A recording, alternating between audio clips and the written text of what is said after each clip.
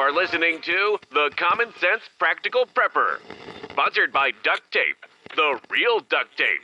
It fixes everything, except bad decisions. Good evening, Mr. and Mrs. America. From border to border, coast to coast, and all ships at sea, here is your host, Keith. Hey all, this is Keith, and you're listening to the Common Sense Practical Prepper podcast for April the 16th, 2026.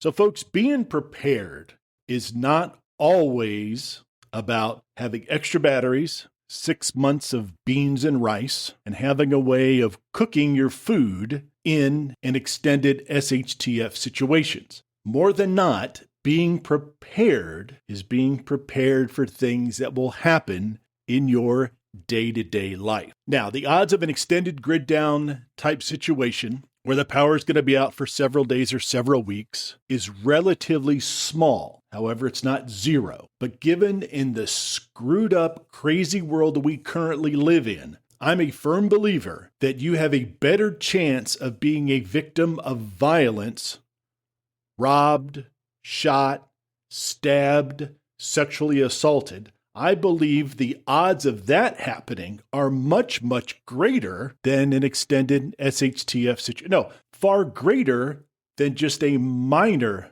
SHTF situation. Far greater than a tornado or hurricane or severe storm coming through your town and knocking the power out for 2 or 3 days.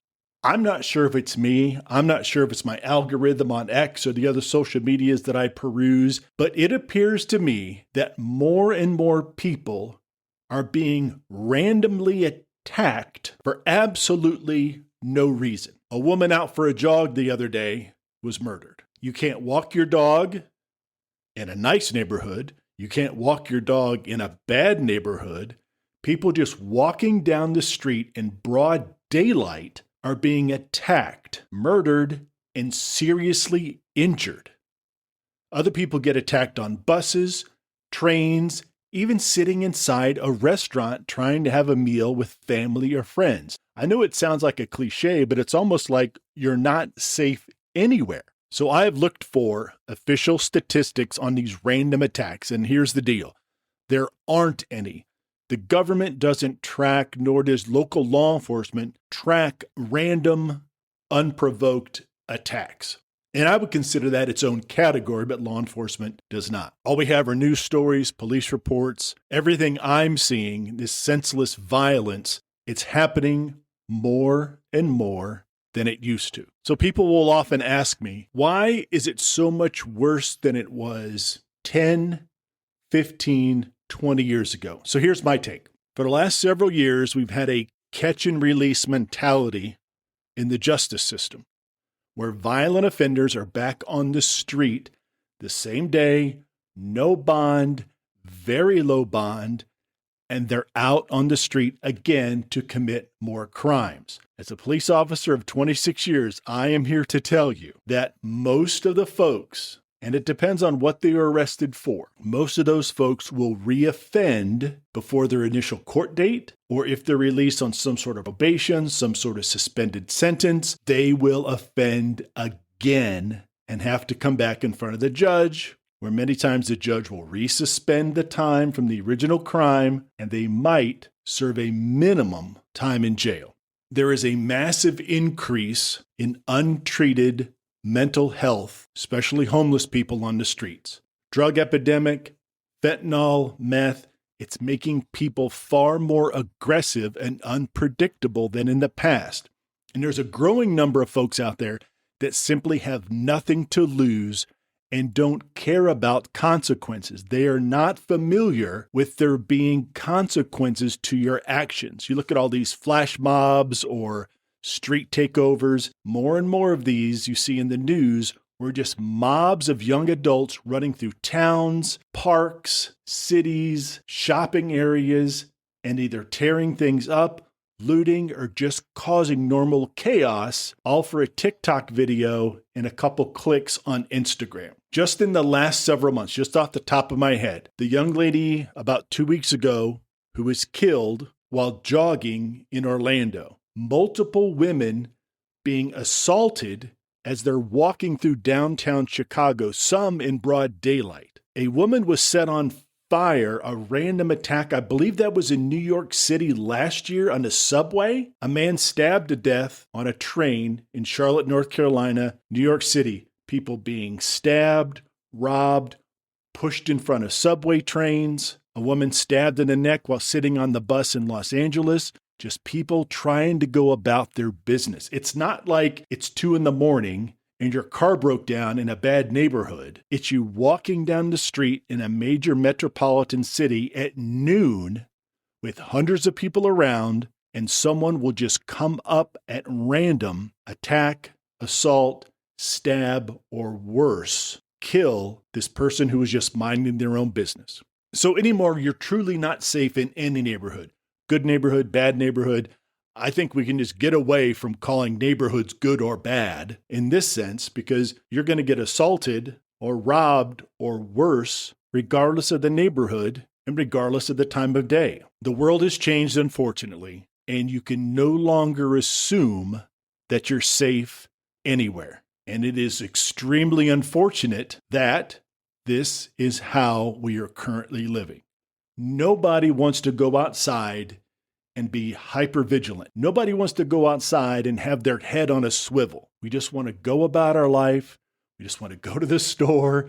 We just want to go to work. We want to come home and spend time with our family, have a barbecue on the weekends, go to a baseball game or what have you. But given the society we are living in right now, you cannot simply or automatically assume that everything is going to be okay when you go outside.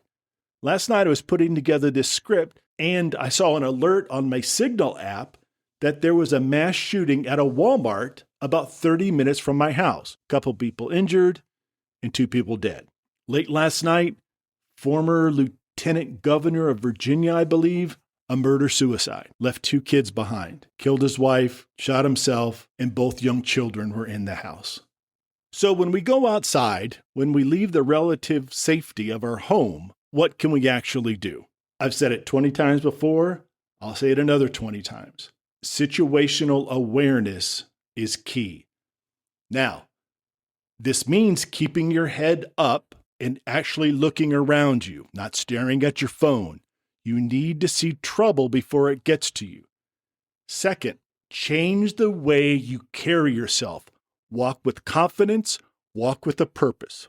Criminals look for easy targets, and those easy targets are the people who look distracted, weak, or appear to be lost in their own little world. If you're walking down the sidewalk and you're staring at your phone, but granted, a lot of people can multitask. They can walk down the street and they can look at their phone at the same time, but you don't know what's coming in front of you, beside you, or behind you. Walk with a purpose. You don't have to be Billy Badass throwing your shoulders out. Look at me, nobody screw with me. All I'm saying is walk with a purpose. Walk like you know what you're doing. Walk like you know where you're going. And many times we do know where we're going. But don't just lollygag and look all around, looking at your watch, looking at your phone, because people will see that and think that you're not aware of your situation. Perhaps you're lost and you're not paying attention. In that sense, you could be seen as a potential target. Next, have a plan in your head for every situation or for as many situations as you can. If someone approaches you aggressively, you need to know in advance. You need to know whether you're going to run, whether you're going to create distance, or if it's a significant threat, are you going to fight? Hesitation gets people hurt. And finally, carry something that you can use to defend yourself. A flashlight, pepper spray, tactical pen, some kind of knife, some kind of firearm, depending on where you live. Please check your local ordinances, laws in the city, county, country, state, wherever you live. Make sure that whatever you decide to carry is legal. This is not about being paranoid. This is about being prepared for the reality that we live in. And unfortunately, it's a very sad reality. And I think about this all the time. 20 years ago, was it this bad? 15 years ago, was it this bad? 10 years ago, 10 to 12 years ago, I think it really started getting bad. And I think it has a lot to do with people not understanding that there are consequences for their actions. If you do something wrong and you get caught, you're going to be punished. But more and more today, people get caught, they get punished, and they immediately go out and do it again. The recidivism rate among inmates and people in jail and prison is through the roof. Again, depending on the crime, and many times they will be a repeat offender.